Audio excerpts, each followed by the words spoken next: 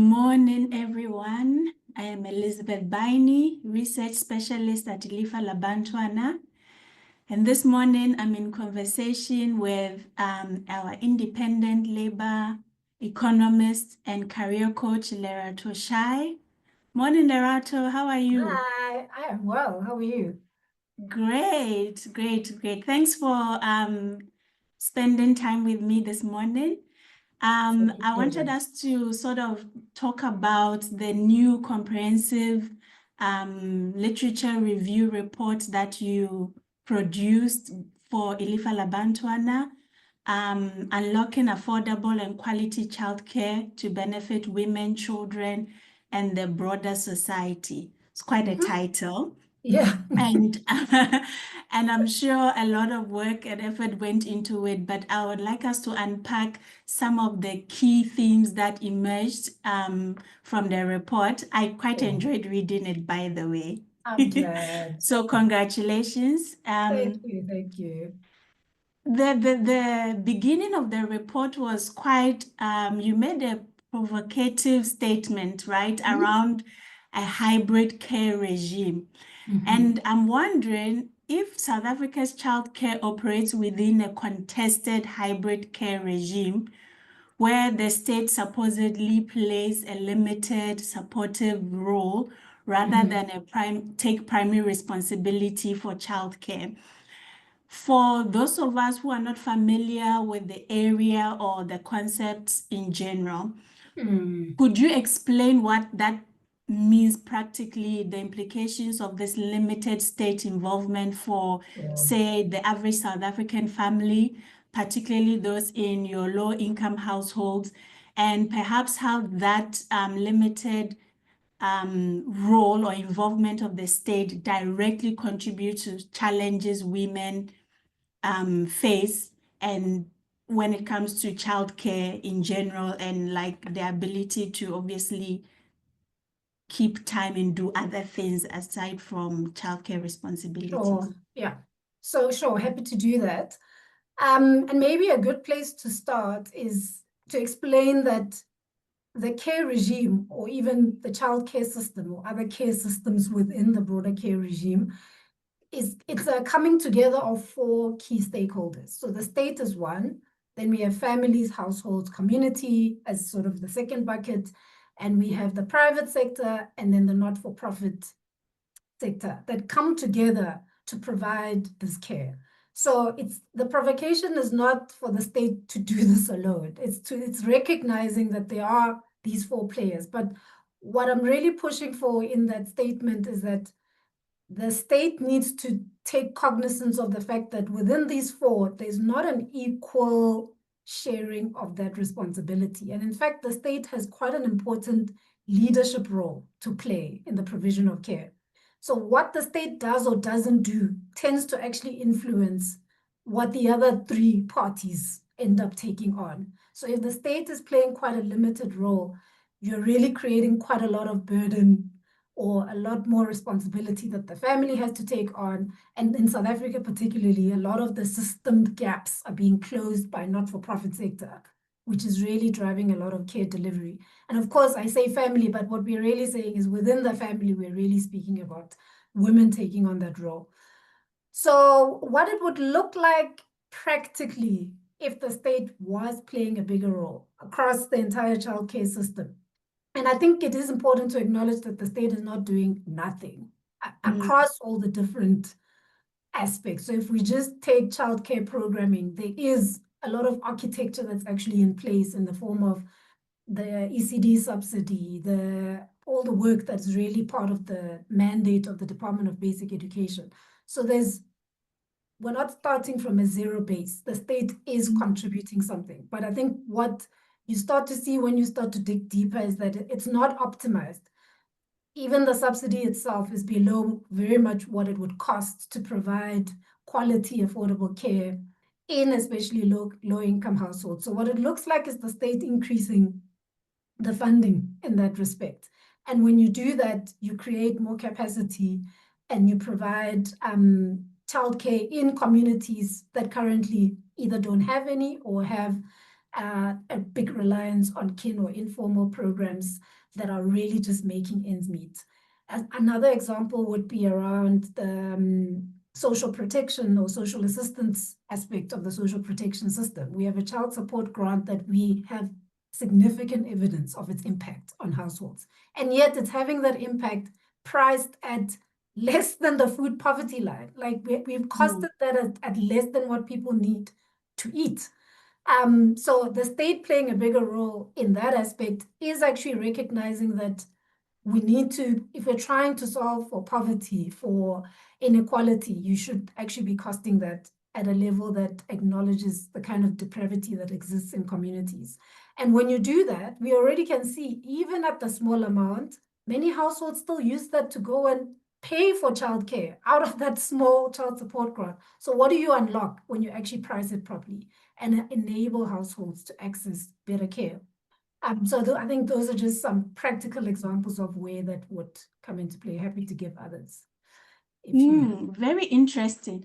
And I mean, from the title itself, also, you allude to a triple socioeconomic dividend, right? So you highlight key stakeholders that stand to benefit if childcare systems are in place and obviously functional.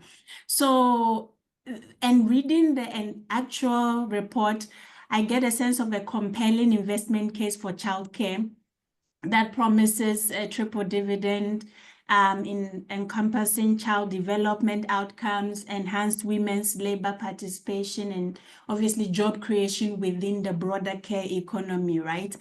So could you elaborate on why South Africa's approach has primarily been, quote unquote, instrumentalist? Obviously, of emphasizing or prioritizing child outcomes over women's, rights. So we tend to focus more on the child aspect or the benefit for children as opposed to the benefits for women and the broader society. And how might this prevent, let's say, the full realization of all these three aspects that you've highlighted, benefits for children, women, and the broader society? So for instance, the current approach that South Africa is using, what specific benefits are lost when women's economic participation is not treated as like a twin goal, but an afterthought or a secondary objective to, say, child outcomes? Yeah, why South Africa is doing that is a tough question because, in fact, part of the issue is that at least when you read anything related to the country's prioritization around gender and even some of the writing, I mean, I think the current strategy makes more of an effort to acknowledge the interdependence between children and women's outcomes. But I think there's a lot of that. There's an ideological acceptance of this interdependence and even policy proclamations that acknowledge it. But when the rubber hits the road in terms of actually starting to implement, some of that gets lost. Like one practical example is probably in how we design the ECD subsidy. Like it's built into the design of the subsidy. You've priced it so that you cannot actually pay women at the national minimum wage. So that, by design, is counter a narrative that says that these two, we are actually going to try and meet both South Africa's priorities around achieving gender equality as well as achieving child outcomes, which is also, by the way, most of the research, so it shows that girl children actually benefit quite significantly more. So even child outcomes themselves have a gender equality aspect to them. So I think that is where it's been quite difficult, is that when it's time to really marry these two in the operationalization of the policy intent and even the legislative intent in South Africa, that's where it feels like Treasury like to speak about trade-offs, but when it's time to make trade-offs, it's the women that are at the losing end of that equation. And I do also find that or in terms of just what is lost at a very high level is a society that works, right? Because that's really the mandate of government, it's the mandate of those of us who are working in development or wanting to contribute to achieving the beautiful picture that we've painted in the National Development Plan. Because you can't build a society that works if what you're building only works for a few. And our approach to the childcare system specifically has really been designed to only work for a few. It takes for granted women's labor and makes it invisible, and ignores or doesn't actually verbalize that the system and actually the economy in its entirety relies on and depends on this invisible care work that is being done by women. And because the norms are such that you've made that work a labor of love, this is the role of the women, people do it from the goodness of their heart, it's part of their identity. And in doing that, you invisibilize the fact that it is actually work, and it's work that has social value, that has economic value, that is important for the social fabric of a society that works. So you lose that at a very high level. And then, of course, there's just the dignity of women in the country and wanting to afford them choice.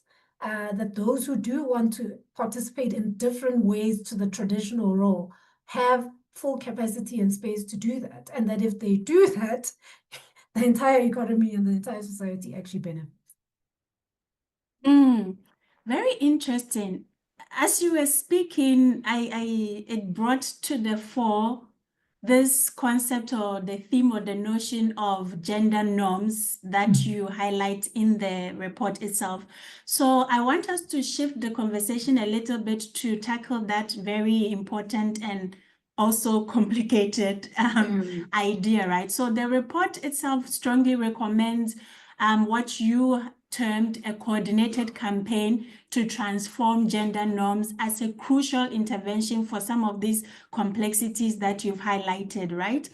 But given the deeply entrenched patriarchal society that we find ourselves in, and like quite traditionalist attitudes from some quarters, I won't say every South African is like it, but there's a strong sense, right? And also like the evolving family structure in the country generally. How do you see as the biggest practical obstacle to shifting these norms to address some of these, gender inequality issues and cultural issues that stands to be at a societal level, that stands to be an obstacle to actually getting women out of unpaid, care work, labor of love into more productive livelihood, so that we can have like we can have the benefit for them and for society as, as a sort of a secondary or snowballing effect when they get into the labor market, because gender norms in itself is highly cultural, is very personal. How do we as a society, how do you see us doing it as a society at tackling that very big beast? Yeah, it is a big beast. I think big beast is a good description of that. And I think part of why it's so challenging is that it's so entrenched, and as you say, that it forms part of identity. So the loss of those norms really requires a loss of self. And that's why I do think that part of where the gap in writing this paper, where the gap sort of appeared for me, and number one, most childcare systems do not include interventions that shift gender norms around care as part of the system. Even though if you ask anyone who works in the care economy overall, what needs to shift, the first thing they'll say to you is, we need to change traditional roles around care, or gendered norms around care, or societal attitudes, etc. But in fact, it's not conceptualized as a component of the childcare system and so I sort of started thinking, who is doing this work? Where does this work then sit? And in the South African context, there's a big piece of that sits with the Department of Women, Youth and Persons with Disability, but specifically the Commission for Gender Equality has public education programs that they roll out. But when you also, again, dig into that, you see that quite a lot of the work is very broad campaigns or sessions or workshops with a very small set of, I think my reading of one of the reports was somewhere around 4,000 stakeholders had been engaged in the year. And the intention is that they then go forth and engage others. But the scale at which we're intervening around something that we say is at the heart of why the system, the care systems or the care regime looks the way it looks is way too limited for the kind of shifts that you're wanting to see happening. And then, of course, there's a lot of this that's also sitting in civil society and not-for-profit organizations. Sonke Gender Justice comes to mind. They have a particular program that works directly with men in the country and shifting norms around that. But what we know about what shifts gender norms is consistent, sustained intervention at an individual or at the very least a very small community level, that you're really needing to engage at a sustained level with people at an individual or small group kind of level. And yes, the funding for that is, we need to cost it, but that won't come very cheaply. So we need to move beyond comms campaigns, like marketing campaigns. It's one very small component, but it really needs to be matched up with that direct engagement. So I think for me, when I'm thinking about a whole of society long term, and that's the sustained pieces, it has to be, we have to take a long-term view, and we need to have interventions at different layers. So you have to actually, what's the word?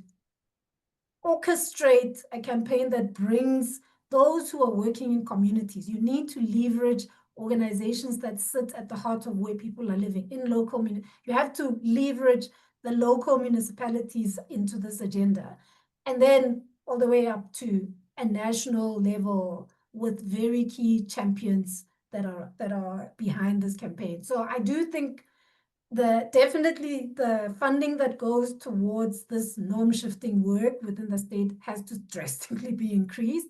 But I do think we need to also be thinking innovatively around where's this work already happening and where does it get pulled together, so we can understand what the entry points are, but also what gaps need to actually be filled and resourced.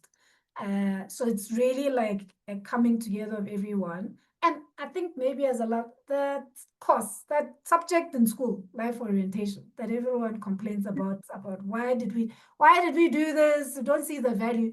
That is actually such a missed opportunity in this country, because life orientation, because it is taught in every single school to every single child, you are missing a very critical moment also in the lives of young children and young adults to really be shifting these norms, and as part of the life skilling of goals of that subject.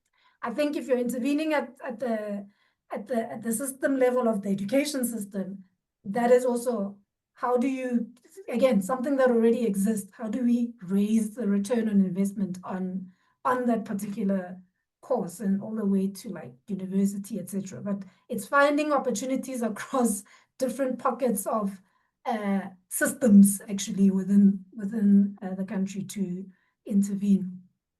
Yeah.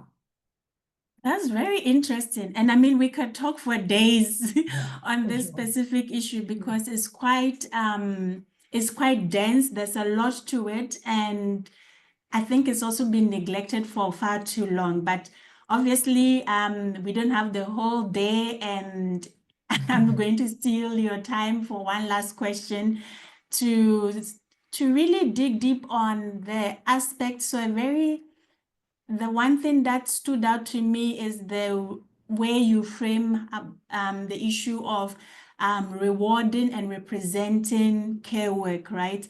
And I mean, I don't think it is news to anybody that unpaid care burden falls predominantly on women, and in our society predominantly Black women. So the time that they take for childcare and other domestic responsibilities, care of the elderly in the home, are often exhausting. They are unpaid and they are deemed invisible because it's not recorded in any official statistics somewhere where they're getting, a pay slip at the end of the week or the month. And this time that they spend on these also important activities also limits their labor force participation, or even if they have time to then join the labor force, is often in precarious employment position, right? So we need to start de-romanticizing that whole undervaluing of informal care work, and it's like, oh, it's a labor of love, you're doing it for your family, and it creates this sort of psychological trap that keeps women out of really productive work and obviously contributing to the economy. So without having to solve all our problems, what do you think is the most impactful and immediate policy mechanisms that the South African government could implement to both reward and represent this care work as paid and very important contribution to the economy? Thinking in the sense of the ILO's 5R framework and how that directly, address the systemic and the evaluation of care work that is predominantly feminized, Yeah. Yeah, I mean that piece of the paper was drawing on the International Labour Organization's 5R framework, which looks at, recognizing, redistributing, rewarding, representing, and what is the other R? I'm forgetting one. But that framework was designed specifically to address how do we reduce this undervaluation that you're speaking about. And when you look specifically at the reward and represent, I think in the South African case specifically, I would probably start with the national minimum wage, because in fact, when the national minimum wage was first introduced in 2018, it specifically made some exemptions to that national minimum wage. And the care industry was one, including also domestic work and the expanded public works program, which in and of itself also has a big care workforce. So it's been how many? More than 5 years now since we first introduced it. And I do think it's time to revisit those exemptions, and stop creating a system where you have agreed as a society that we now have a national floor, because that's what a national minimum wage is. You are effectively saying no one in the country is allowed to be earning below this amount. So to have then designed inequality by saying these other groups, it's okay for them. And when you look at those groups, there's a majority of women who are represented in the group of people who are exempt from earning at least at the minimum. So I would probably first, from the reward perspective, I'd go there first. And within EPWP, which South Africa was actually a pioneer in this sense, in including the social sector as part of public employment programs. And it was a very important intervention, especially during the HIV/AIDS pandemic at the time, and responding to that, the care that was necessary. It was very innovative to then see this area as part of a public employment instrument. But I think the time has come to have those women actually earn.